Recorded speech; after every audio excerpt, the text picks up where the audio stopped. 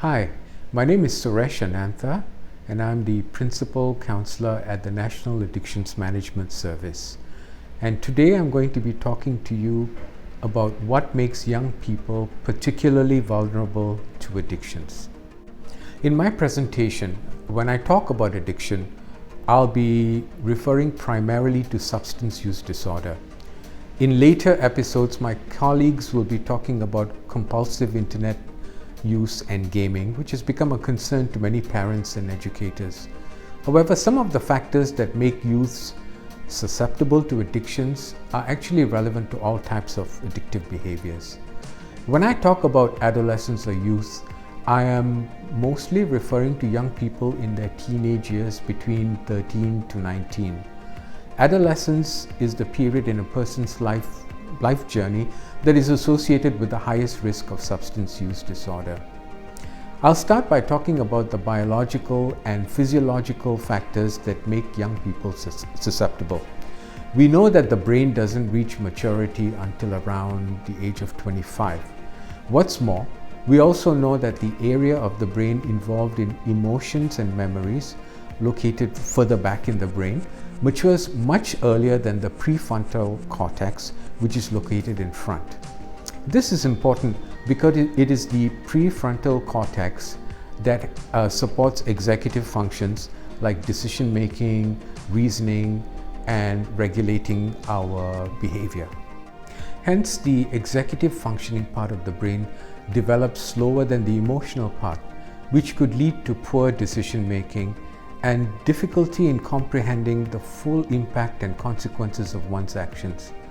It is therefore not surprising that young people sometimes participate in high-risk activities without fully realizing the potential dangers and long-term consequences of their actions.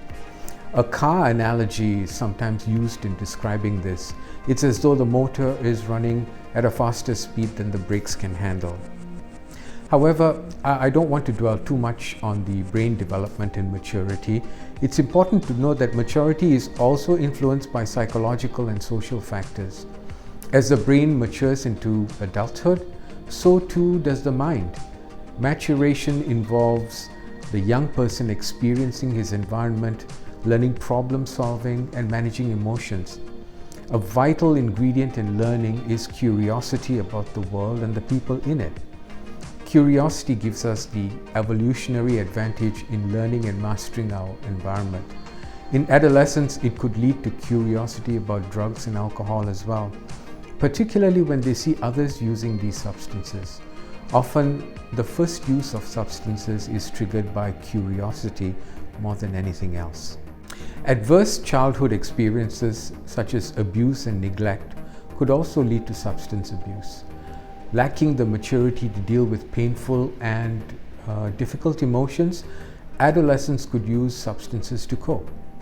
Early experiences with substance use could provide the foundation for increased use over time. If the experience had been pleasant and helped the young person to cope with difficult emotions, it is more likely for the substance abuse to continue or even increase over time.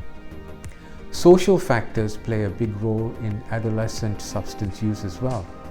Tumultuous family life, divorce, parental substance use, etc., can lead to substance use in the young and vulnerable family members.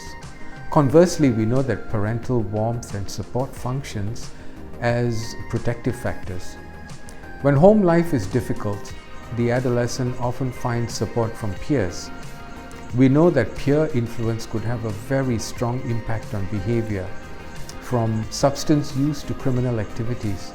Research has strongly shown that substance use and other high-risk behaviors are often more likely to occur in groups than when alone. Young people are also more likely to form friendships with people who have common attitudes and values. Hence, young people from troubled home environments are more likely to form close affiliations with others like themselves, placing them at higher risk of substance use.